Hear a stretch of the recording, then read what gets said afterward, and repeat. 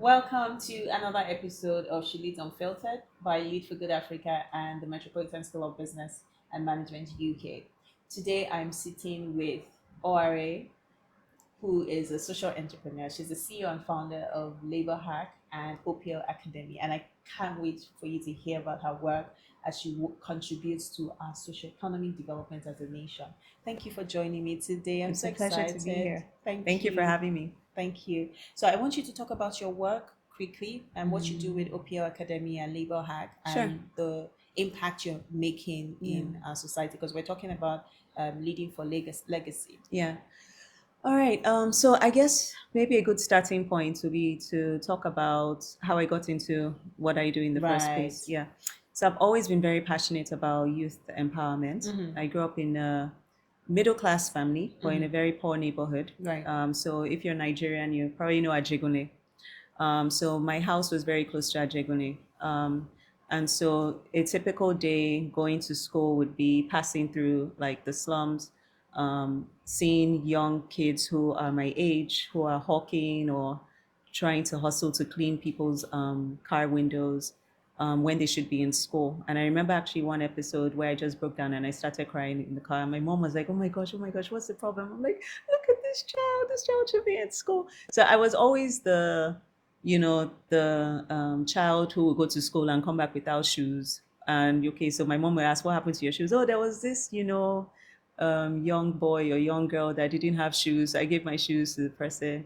But it wasn't until I got into secondary school that I think I really gained clarity on the paradox I was facing between, just seeing so much poverty, seeing young talent go to waste, not meet their potential, and feeling like I couldn't do anything about it. So in secondary school, I joined the service program, and I was privileged to, teach math and English to the village children in the community.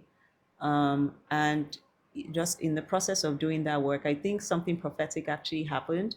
The very first time I actually trained a child, I saw the child walk towards me and I picked him because like you could pick the person you wanted. And he was very dirty, like head to toe, he was dirty, but he couldn't have been more than like maybe 4 years old or something. So I snuck him into the girls' hostel and I proceeded to give him a good wash down. Wow. And I put him in one of my shirts. And then I went and taught him like math and English. And then at the end of the service program, we were able to walk the kids back to like the village and like take them back to their homes. I remember seeing the smile on like his mom's face. She looked so happy. And it was at that point I was like, okay. So, I mean, I've identified that there's a lot of things wrong in the world, but I actually feel now that there's something I could do about it, right? So good.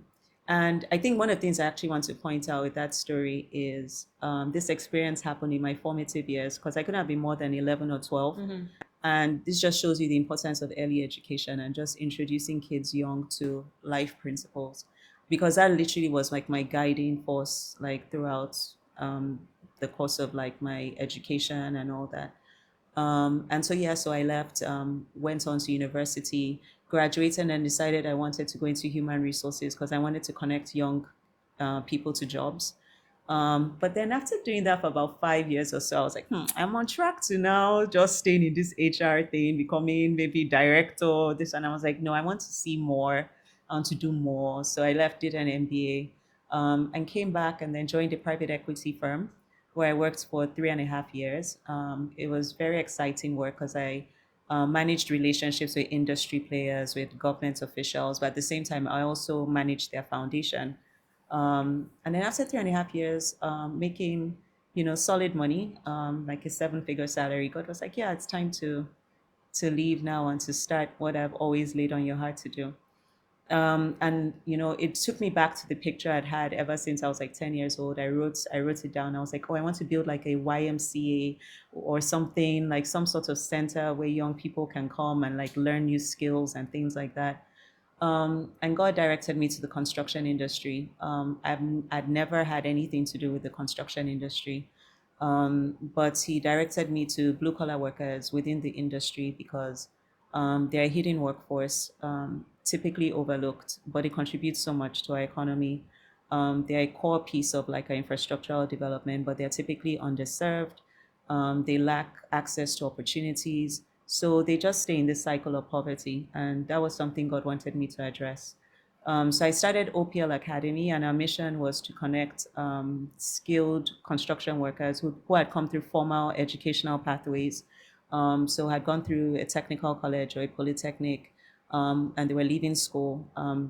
Just sort of polish them up, teach them. Yeah.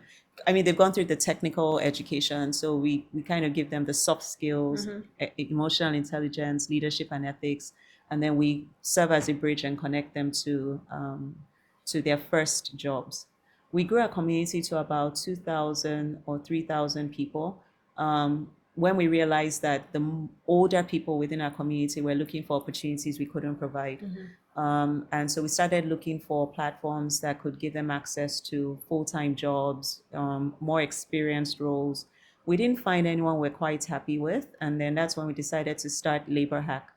And so typically, like what Labor Hack does is it just serves as a digital platform that connects experienced blue-collar workers to home services or to work on construction sites and things of that nature. We also build recruitment software for blue-collar workers.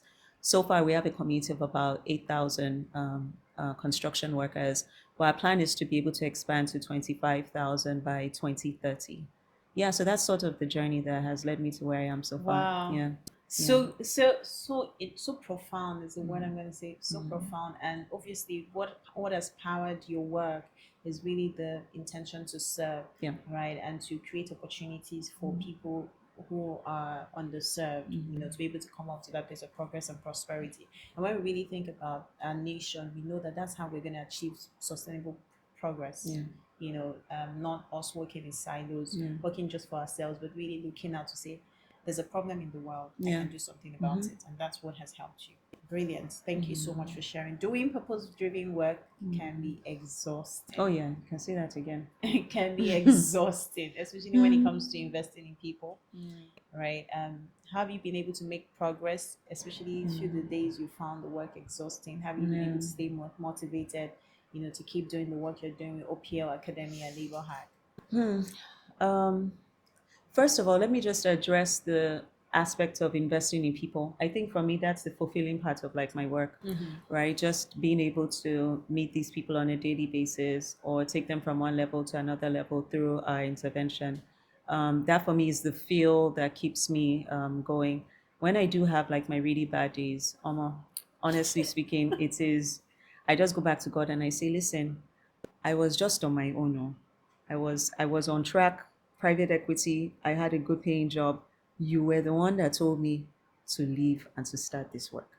So you that told me to leave and start this work, I believe that you will provide the resources I need to continue it. So it's just that stubborn faith to say, I'm going to stay the course. I am not going to be the one that gives up on this vision or this dream. If I get to the end of the road and there's literally nowhere to go, then that's okay. But as long as there's still a pathway, I'm going to keep going. So it takes a strong mental capacity, strong faith to do that. But really, that's the currency that God uses, right? So he never promised us easy, so that's okay. But I would say also it's just having a strong support structure. Right. I think as women, it's critical to have a support structure. It's impossible to say that you can live a purpose-driven life, particularly in the workplace or in the marketplace, without a community. Something as simple as having people to help you clean or to help you cook or to help you take care of your kids is super important. You need to figure out what it is that you can delegate and just delegate. And then, of course, there's your spouse. My spouse is amazing.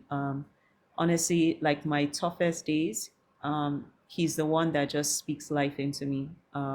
Very encouraging words. He preaches to me. He's a teacher, and he prays for me. And yeah, these are very, very. I cannot speak, any more loudly about how important having a strong support is. And I love how you've spoken about the human side of Yeah. us as leaders, Yeah. because sometimes when we speak about leadership and growing as businesses, we often tend to forget the power of community and the power of support system, Yeah. especially on the home front, right? Obviously, community has been a big deal for you in terms of building the team. You spoke about an 8,000 member community that you're building. You have staff all over. You have to deal with stakeholders. What are some of the things that have helped you, or some of the principles that have helped you as a leader? Leading multiple organizations and having to deal with multiple stakeholders and still remaining sane. Remain sane. Yeah. Oh. So I think it first begins with your team, right? And I think, yeah, it's also biblical, right? When you think about the life of Jesus, right? Jesus was on a mission to change the world forever, right? But he did it with a few good people. He had his 12 disciples, and it's the same thing for any venture. You're going to need to build like a solid team to help you, support you in this vision. So I would say two things primarily. The first one is being clear on what that vision is, being able to articulate that vision, communicate it in a way that you get buy-in, right, from your team. Second thing is finding the right people, people who are equally passionate about the work that you do. Obviously, talent is important as well. So they need to be talented in the work. I don't like micromanaging people at all. It's the last thing I would do. In fact, we work a hybrid structure. So most of the time we work remotely. We only go to the office when we need to. So as long as everyone's clear on their deliverables, we just expect that you execute. And I put a lot of trust in my team to do that. But I've seen them grow. I've seen them thrive because of that trust. They don't take it for granted. And I'm always amazed at, new levels of depth that they're able to unravel, new insights that they're able to bring to the table. And they're truly like rallying around like the vision that we have for OPL and Labor Hack and making it work. But aside from team, it's also, if you're in the not-for-profit space, you have, like the board, you have other stakeholders that you need to report to. It's just finding the right people to support your vision, right? Especially if you're a young founder, you're at the point where you're still trying to figure everything out. You don't have clarity on exactly what it is that you're doing. Clarity grows. Yeah. So you don't need board members who are going to be so stuck in like a particular place, or you come back and you say, actually, I'm thinking now that based on what we're saying, this is, and they're like, no, but this is what you said, so we are not. No. So you need people who are amenable to like your journey, right, and who are supportive, right, and encouraging, and just to give them that level of transparency, so that they can really help you grow and thrive. Yeah, that's really brilliant, and you helped me with a question that I also was going to ask for someone who wants to come into the sector, the development sector. What are some of the things to look out for? How can you now a lot of young people, they just want to lead for impact, right?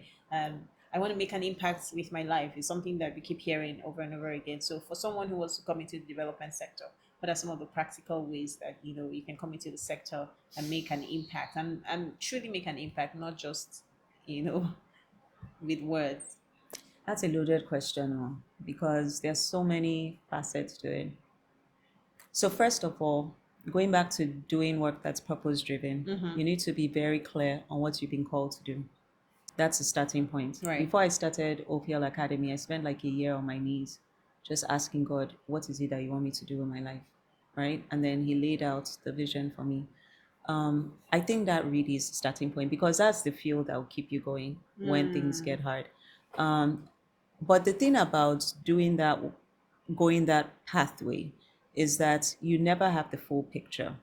Right. So there's always that need to keep checking in, right?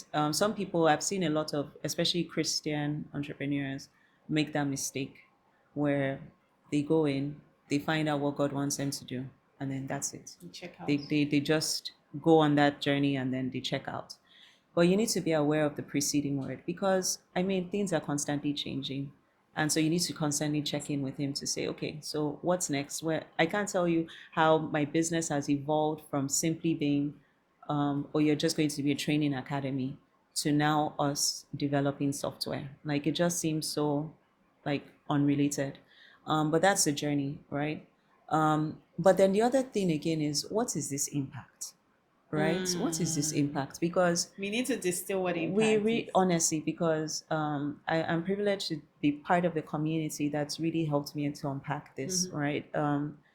Yes, many of us say want to have impact, and I think one of the things I learned I found so profound was like, so when people think about impact, they're thinking about this big bang.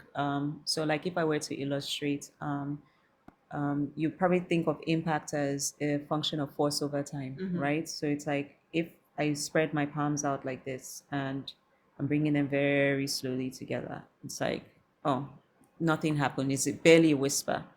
But if I were to do this, it makes a sound, it makes a bang. It's like, something has happened. You make the headlines, you make the news, you make the 40 under 40 Forbes list. It's like, this person has arrived. Right. But then you check 10 years down the line, nothing. Longevity. Right?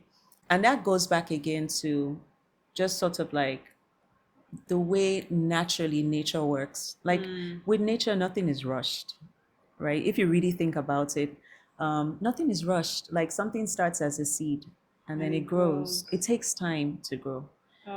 So I'm quite comfortable, to be honest with you, long term, not having that grand, loud, standing impact.